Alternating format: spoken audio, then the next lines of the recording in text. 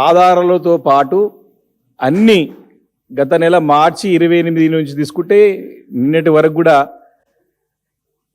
తన రెవెన్యూ శాఖ అదేవిధంగా తన సంస్థలైన రాఘవ కన్స్ట్రక్షన్స్ చేస్తున్నటువంటి అక్రమాలు, అరాచకాలు, దౌర్జన్యాలు అన్నిటినీ ఒక్కటొక్కటి కూడా ఆధారాలతో పాటు బయటపెడితే ఏ రకంగా అయితే కలుగుల నుంచి ఎలుక బయటపడుతుందో అలా పొంగులేటి గారు బయటికి వచ్చి అసహనంతో తనొక బాధ్యత గల పదవిలో ఉన్న సంగతి మర్చిపోయి తనొక ప్రభుత్వంలో మంత్రిగా ఉన్న సంగతి కూడా మరి మర్చిపోయి నోటికి వచ్చినట్టు మాట్లాడి తన పైన వచ్చినటువంటి అవినీతి ఏదైతే ఉన్నదో క్లియర్గా ఆధారాలతో బయటపెట్టడమో దానికి సమాధానం చెప్పలేక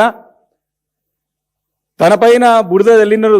తన మొత్తం బురదమయం అయిపోయాడు కాబట్టి తన మంత్రులను కూడా బురద చల్లాలనే ఉద్దేశంతో డిప్యూటీ సీఎం గారిని, అదేవిధంగా ఉత్తమ్ కుమార్ రెడ్డి మంత్రి గారిని, కోమటిరెడ్డి వెంకటరెడ్డి గారిని, ఉన్న మంత్రులందరూ కూడా తన బురదకు పూసే ప్రయత్నం చేసినాడు. ఒక్కనే లేను, వీళ్ళంతా కూడా అవినీతిలో కూరుకుపోయారని చెప్పే ప్రయత్నం చేసినాడు.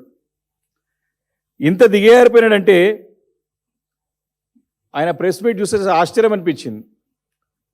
ఆ ముఖంలో స్పష్టంగా తన అసహనము, తన యొక్క తప్పుడు చేసినట్టు ఒక ఎట్లా కనపడ్డాడంటే క్లియర్గా చెప్పాలంటే ఏ రకంగానైతే రేవంత్ రెడ్డి గారు 50 లక్షల రూపాయలు కట్టలతోని రెడ్ హ్యాండెడ్గా దొరికిపోయినాడో అదే రకంగా ఈరోజు పొంగులేటి శ్రీనివాసరెడ్డి గారు రెడ్ హ్యాండెడ్గా అన్ని ఆధారాలతో పాటు తెలంగాణ సమాజం పట్ల ఒక దొంగగా దొరికిపోయినాడు. ఈరోజు తర్వాత ఏ రకంగా ప్రెస్ మీట్ ఎట్లా కనపడ్డదంటే ఆయన తప్పిదాలు, ఆయన తప్పులన్నీ కప్పుపుచ్చుకోవడానికి తనతో పాటు మంత్రులు, ఎంపీలని మొత్తం అంటే ఆయన యొక్క బలహీనతను బయటపెట్టింది. అది ఆయన యొక్క ఎన్ని తప్పులు చేసాడని బయటపెట్టింది అది. కాబట్టి క్లియర్గా ఆయన తప్పు చేసినా అని చెప్పేసి ఒప్పుకునే రకంగానే తనకు ఆ ప్రసంగం అంతా కూడా కొనసాగింది. ఆయన మొదట ప్రసంగం స్టార్ట్ చేసేటప్పుడు నాకు ఏమీ సంబంధం లేదు స్టార్ట్ చేసినాడు. మిగతా మంత్రులందరూ కూడా చెప్పుకుంటూ వచ్చినాడు. చాలా మాట్లాడినాడు. రాష్ట్రాల్లో ప్రచారంగా పోయినా, అన్ని రాష్ట్రాలకు పోయినాము, నాతో పాటు అందరి మంత్రులు వచ్చినారంటే అసెంబ్లీ జరుగుతుంటే 28 తారీఖు 30 తారీఖు అసెంబ్లీ జరుగుతుంటే ఎట్లా పోతావు నువ్వు? ఇంతనా ఇంగిత జ్ఞానం ఉందా? ఒక మంత్రి, బాధ్యత గల మంత్రి మాటలా అవి? ఈయన జాతీయ పార్టీ అంటే జాతీయ పార్టీకి ఈయన జాతీయ నాయకుడు అంటే వీళ్ళు పోతేనే అక్కడ గెలుస్తుందంట. మొత్తం భారతదేశంలో కాంగ్రెస్ కొట్టుకుపోయింది, వీళ్ళు పోయి దాన్ని కేరళలో పోయి లేపుతారంట. అంటే ఈ రకంగా అన్నీ కూడా పొంగులేటి గారి యొక్క మాటలు మొదటి నుంచి చూస్తూ ఉన్నాం. బాంబులని ఆ మధ్యలో ఏదో చేసినాడు, బాంబులేటి మంత్రిగా అంటే బాంబులేటి శ్రీనివాసరెడ్డిగా పేరు తెచ్చుకున్నాడు. ఈరోజు అన్నీ కూడా బొంకుడే, అన్ని బొంకిండి. మొదటి ఫస్ట్ నుంచి లాస్ట్ వరకు అంతా బొంకులే. అంటే బొంకులేటి, అది కూడా పొగరుతోని ఒక ఎంత పొగరుతో మాట్లాడుతున్నాడంటే అసహనం ఎంత పొగరు ఎంత కనపడ్డదంటే, నేను ఏసీసీకి ఏటీఎంగా మారినా, నేను ఏసీకి డబ్బులు ఇచ్చుకుంటున్నా, నాకు తిరుగులేదు, నన్ను ఆపేటాడు కూడా లేడన్నట్టు మాట్లాడుతున్నాడు. ఎన్ని తప్పులు చేసినా, ఎన్ని అన్యాయాలు చేసినా, ఎంత అవినీతి చేసినా, ఎంత అరాచకాలు చేసినా, ఎన్ని దౌర్జన్యాలు చేసినా నన్ను ఆపటోడు ఎవ్వడు లేడు రాష్ట్రంలో అనే విధంగా పొగరుతో మాట్లాడినాడు. ఈ యొక్క పొంగులేటి శ్రీనివాసరెడ్డి అనేట ఆయన బాంబులేటిగా అయిపోయాడు, ఇప్పుడు పొగురులేటిగా పోయిండు, బొంకులేటిగా మంత్రి తయారైనాడు. ఏం భాష అండి? ఏం మాట్లాడినాడు? ఏమని మాట్లాడాక మన నాయకుల మీద ఏదో మాట్లాడుతున్నాడు. ఇదే పెద్దలు కేసీఆర్ గారి దగ్గర, ఇదే మా అప్పుడు మంత్రిగా ఉన్నటువంటి కేటీఆర్ గారి దగ్గర, ఇదే మా హరీష్ రావు గారి దగ్గర గంటలు తరబడి వెయిట్ చేసే సంగతి మర్చిపోయినావా పొంగులేటి శ్రీనివాసరెడ్డి గారు? గంటలు పొద్దున వస్తే రాత్రి వరకు వీళ్ళ కాలు నా ముందు మొక్కినావు కదా, నేను చూసినా కదా కాలు మొక్కుతుంటే. అంటే అధికారం ఉన్నప్పుడు ఒకటి, లేనప్పుడు ఒక తిరిగి మాట్లాడతావా? నీలాంటి వాళ్ళు ఇంతమంది ఉన్నారు, ఇంతమంది వస్తారు అడిగి చూసినాం మా కళ్ళం కూడా. ఏదో పోయి మంత్రి పెద్ద మాట్లాడుతున్నావు, నువ్వు ఒక బ్రోకర్వి, నువ్వు పోయి మంత్రి అయిపోగానే ఇష్టపడి మాట్లాడతావా? అంటే ఇక్కడ ఉన్నప్పుడు కాళ్ళు పట్టుకుంటావు, దేవుళ్ళు అంటావు, గంటలు వెయిట్ చేస్తావు. ఇప్పుడేమో అధికారం రాగానే అధికార మదంతో మాట్లాడతావా? కాబట్టి మొత్తం ఈరోజు స్పష్టంగా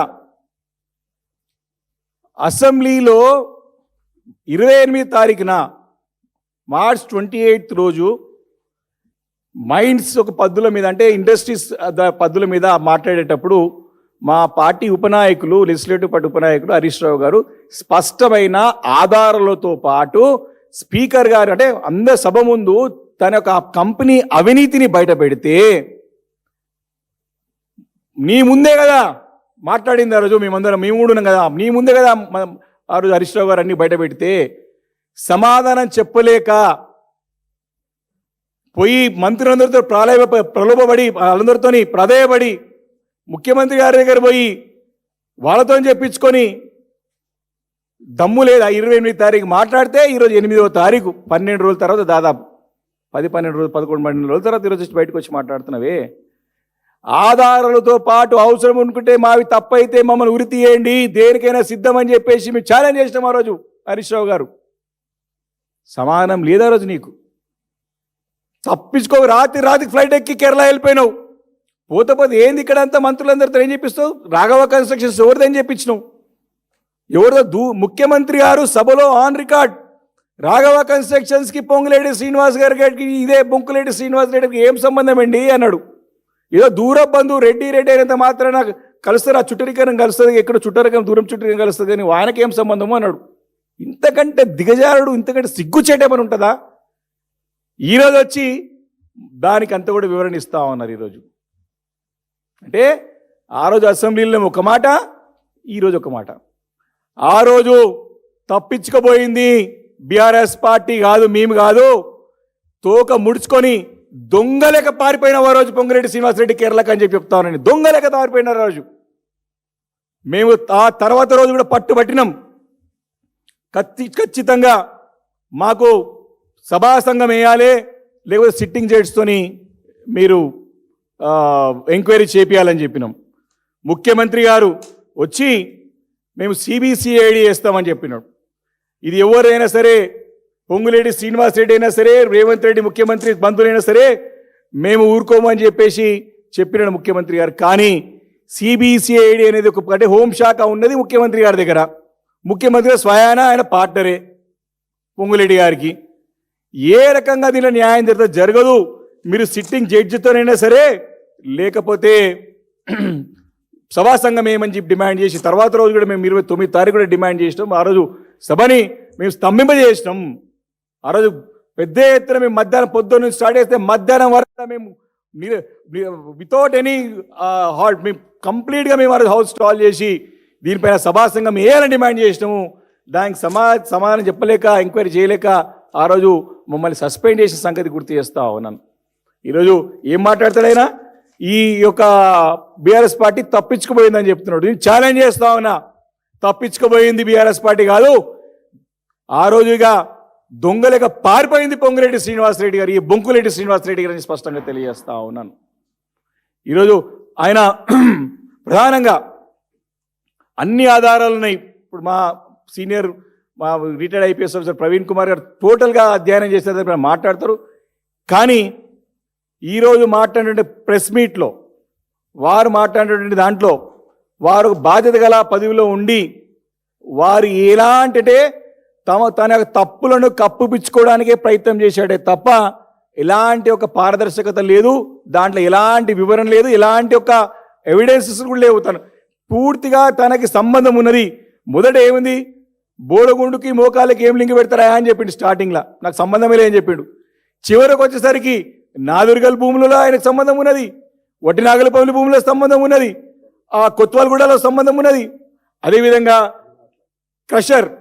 క్రషర్లో ఏమవుతున్నదో మానస మన తిరుమల మెటల్ అని చెప్పినాడు కొత్వాల్గూడ దాంట్లో సంబంధం ఉన్నది అన్నిట్లో కూడా ఈ యొక్క పొంగులేటి శ్రీనివాసరెడ్డి గారి యొక్క బొంకులేటి శ్రీనివాసరెడ్డికి అన్ని కూడా ప్రత్యక్షంగా సంబంధాలు ఉన్నాయి కాబట్టి ప్రజల పక్ష నియంగా కూడా నీకు నీ పైన నమ్మకం ఉంటే నిజంగా నీ కాంగ్రెస్ జాతీయ పార్టీలో గతంలో లాల్ బహదూర్ శాస్త్రి గారు రైల్వే శాఖ మంత్రిగా ఉన్నప్పుడు ఒక రైల్వే శాఖలో యాక్సిడెంట్ జరిగితే బాధ్యత వహించి తనకు సంబంధం లేకుండా నా శాఖలో జరిగింది కాబట్టి నేను రాజీనామా చేసి ఆ రోజు ఒక ఆదర్శంతో నిలబడ్డాడు ఈరోజు ప్రత్యక్షంగా డైరెక్ట్గా నీ పైన అన్ని ఆధారాలతో పాటు నువ్వు అవినీతిలో దొరికిపోయినావు.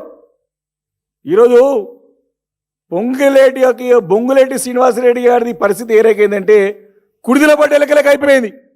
కొట్టుమిట్టాడుతూ ఉన్నాడు, గిలగిల కొట్టుకుంటున్నాడు. నేను ఎవ్వరు కూడా కాపాడలేరు. పొంగులేటి శ్రీనివాసరెడ్డి గారు తప్పకుండా నువ్వు తప్పు చేసినావు, నువ్వు దోషిగా నిలబడ్డావు తెలంగాణ సమాజంలో. ఇమీడియట్గా నువ్వు రాజీనామా చేయాలి, తక్షణం రాజీనామా చేయాలి. ఈరోజు నీ యొక్క ప్రెస్ కాన్ఫరెన్స్ తర్వాత అన్ని రుజువులతో నీ నోటితోనే నువ్వు ఆధారాలతో పాటు బయట పెట్టుకున్నావు. కాబట్టి ఇమీడియట్గా నీ పైన ఈ యొక్క ఎంక్వైరీ నిష్పక్షపాతంగా నడవాలంటే ఇమీడియట్గా తక్షణం రాజీనామా చేయాలి. లేకపోతే మాత్రం ప్రజలకు నిన్ను క్షమించరు. నీ యొక్క అన్యాయాలు, నీ యొక్క మామూలు విషయాలు కాదు, ఒక్కొక్కటి అన్ని బయటికి వస్తూ ఉన్నాయి. తప్పకుండా దీనిపైన బీఆర్ఎస్ పార్టీ పోరాటం చేస్తుందని చెప్పి సందర్భంగానే హెచ్చరిస్తా ఉన్నాను.